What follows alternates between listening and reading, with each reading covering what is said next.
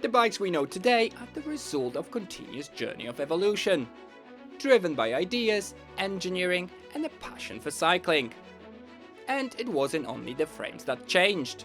The real story is also about the components and all the small inventions that transformed how bikes feel and what they're capable of.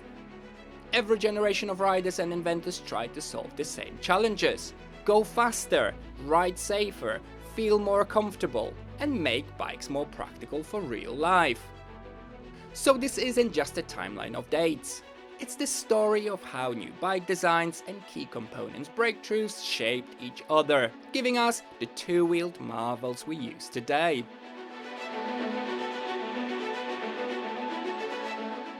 It all starts before pedals, when the first bicycle was basically something you ran on.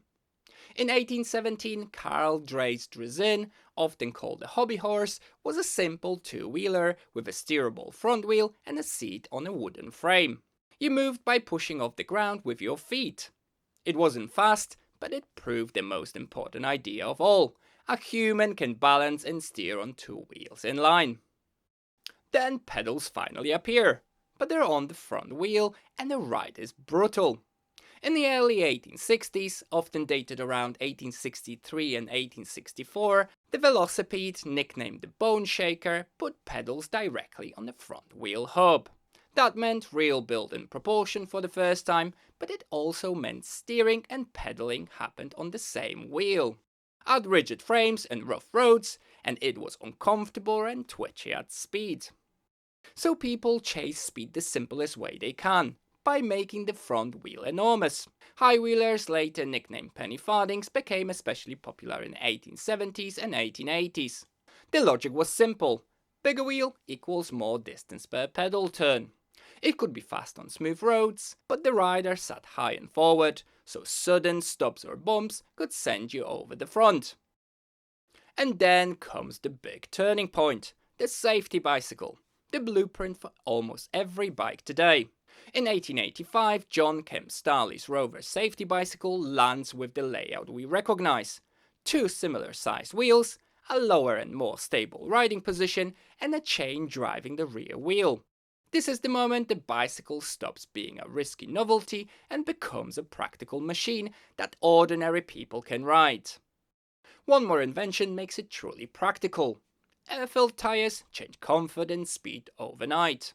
John Boyd Dunlop's practical pneumatic tyre was patented on 7 December 1888, and suddenly the bike doesn't just work. It feels smoother, faster, and more controllable on real roads. Comfort stops being a luxury and becomes part of the performance. Once the modern bicycle exists, it doesn't take long before someone asks, what if we add an engine? By the late 1890s, experiments with motor bicycles turned into real machines. The Werner brothers began experimenting in 1896 and even popularized the term motocyclette in 1897. And the purpose-built Werner motorcycle appears by 1899. Still bicycle-shaped, but now bringing into the world of motor vehicles with new demands for weight, braking and strength. Meanwhile, everyday riders need easier riding. So, gears arrive to make hills and distance manageable. A key milestone is the Sturmey-Archer hub gear, whose arrival was announced in 1902, helping turn bicycles from flat road transport into something far more versatile for towns, hills and longer journeys. As cities grow, bikes stop being just transport. They become tools for carrying and working. Cargo designs evolve in different directions, but one famous format, the Long John style, is traced to Denmark around 1923, built to move serious loads with more stability and control than a standard bike. Racing pushes small innovations too, like a simple idea that makes wheel changes much faster.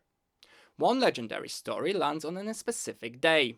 During a snowy race on 11th December 1927, Tullio Campagnolo struggled with frozen wing nuts. And that frustration helped spark quick-release idea, which is often dated to a 1930 patent for his cam mechanism. Performance competition kept turning small mechanical wins into everyday standards. And when derailleurs become accepted in racing, the whole sport and bike design shifts forward.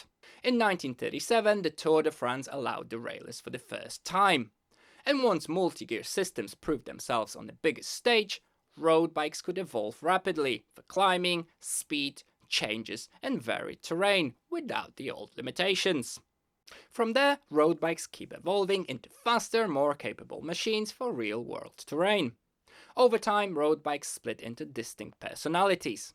Race-focused bikes that feel sharp and aggressive, endurance-focused bikes built to keep you comfortable for hours, and later aero-focused designs that prioritize cutting wind resistance at speed. Then a totally new culture sparks a new bike. Kids racing on dirt becomes BMX. The scene explodes in the early 1970s, but BMX racing has a documented early landmark too. Britannica notes an official BMX race held on July 10, 1969 in Santa Monica.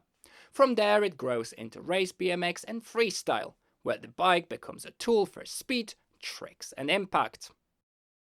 Not long after, riders take bikes into the hills, and mountain biking is born. A major marker is the first repack downhill time trial on October 21, 1976 in Marin County, and a jump to mainstream productions comes when Specialized releases the Stump Jumper in 1981, often cited as the first mass-produced mountain bike.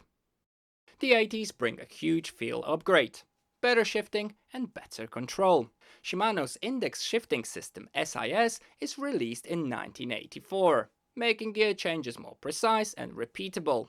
And modern clipless pedals take off after Look develops the PP65 in 1984. Both changes making bikes feel more efficient and more controllable, especially when riding hard. Off-road riding demands more, so suspension and disc brakes change what bikes can handle. RockShox's original RS1 suspension fork is introduced in 1989, helping define modern MTB control at speed. And hydraulic disc brake hit a turning point when Hayes debuts its system in 1997, bringing consistent stopping power in mud, rain and steep descents. Road bikes get their own revolution too. Shifting and braking become one smooth control. Shimano STI dual control levers are released in 1990, letting riders shift without moving hands away from braking and steering positions. Faster, safer and smoother in real riding and group situations. And utility comes back in a big way. Cargo bikes return and start replacing car trips. One modern milestone is the long-tail cargo movement. xtracycle's free radical kit is described by the company as first coming out in 1998, helping turn ordinary bikes into serious load haulers again. Then gravel bikes arrive and blurs the line between road riding and adventure riding. Gravel bikes become a clear modern category alongside events that fuel the scene. Dirty Kanza, now on Bound Gravel, traces its first edition to 2006, helping define the drop bar plus dirt roads world as its own thing.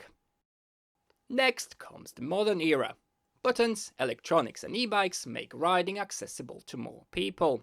Shimano's Dura Ace Di2 era begins with the launch of Dura Ace 7970 Di2 in 2009, and on the e-bike side, Bosch's first drive system debuts at Eurobike in 2010 and goes into production in February 2011.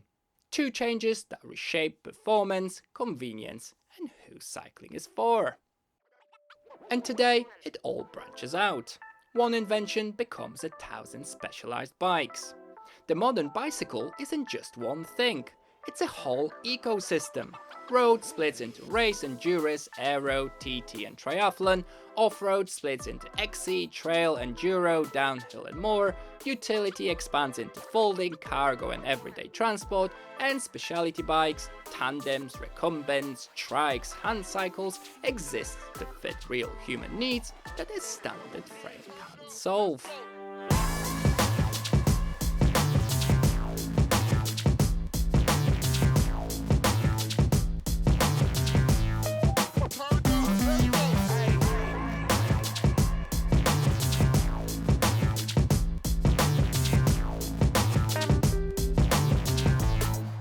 Limonadefabriek.